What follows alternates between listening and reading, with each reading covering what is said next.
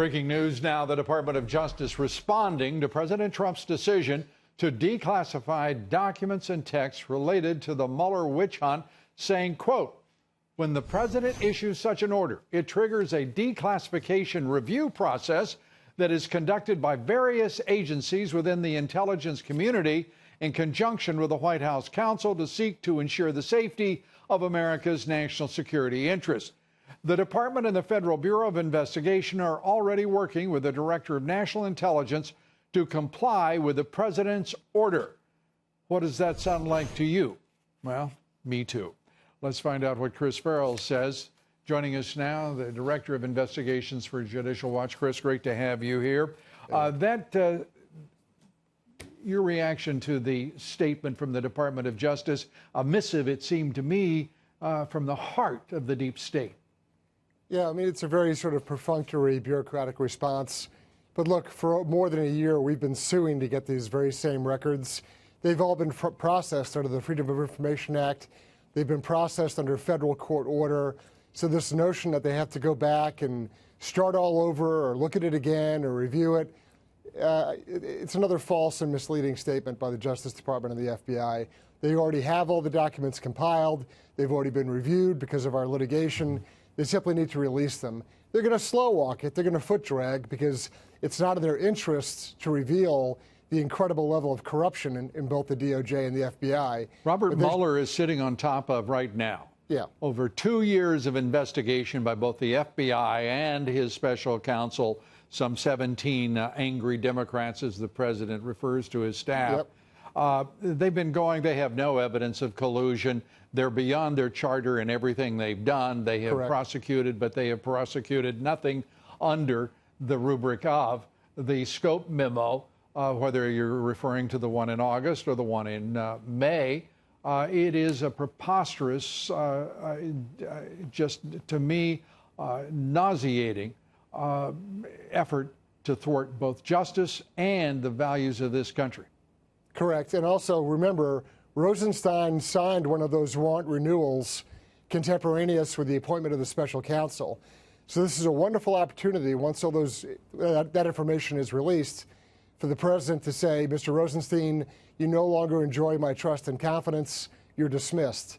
And if Mr. Wray drags his feet as well, there's another opportunity.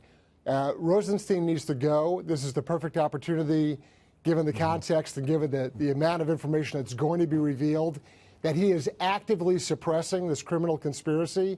Now is the time for Mr. Rosenstein to be fired, and I think that this documentation, when released, will only confirm and compound that. I know that you have expressed your view on their slow walking, whether at the Department of Justice, the FBI, or the DNI, the intelligence community.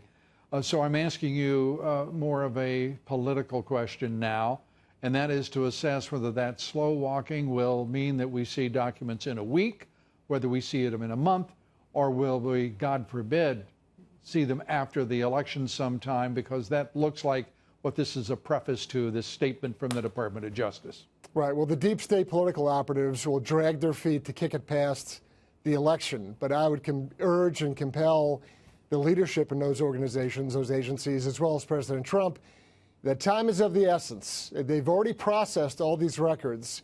They can release them, all of them, within a week if they wanted to. And that's the key. There's got to be this sense of urgency, this compulsion to do it now, not the way the deep state wants to do it. They're all available, and they can be released in a week. I want to interrupt you for just a second, because we're out of time. I want one question for you to address, if you would, and that's a text, another text that's been revealed between Strzok and Page, and this one from Strzok saying this: we need to open the case. This is on May 9th, 2017. We need to open the case. If we've got this full screen, please put it up, okay? I'm going to wait for you to get that up. Have you got it? We need to open the case we've been waiting on now while Andy is acting, referring to Andrew McCabe. Page responds, we need to lock in, redacted, in a formal, chargeable way soon. Effectively acknowledging there's no evidence, they need some sort of contrivance, it seems. Your judgment, your interpretation of that exchange. Mine matches yours. It's a pretext. They know that Andy McCabe would essentially conspire with them, and since he was the acting, he could sign off on it. And this is another deliberate targeting. This is the incredible abuse of power, targeting President Trump personally and all those around him. And this is the greatest outrage and abuse of authority at the FBI the country's ever seen.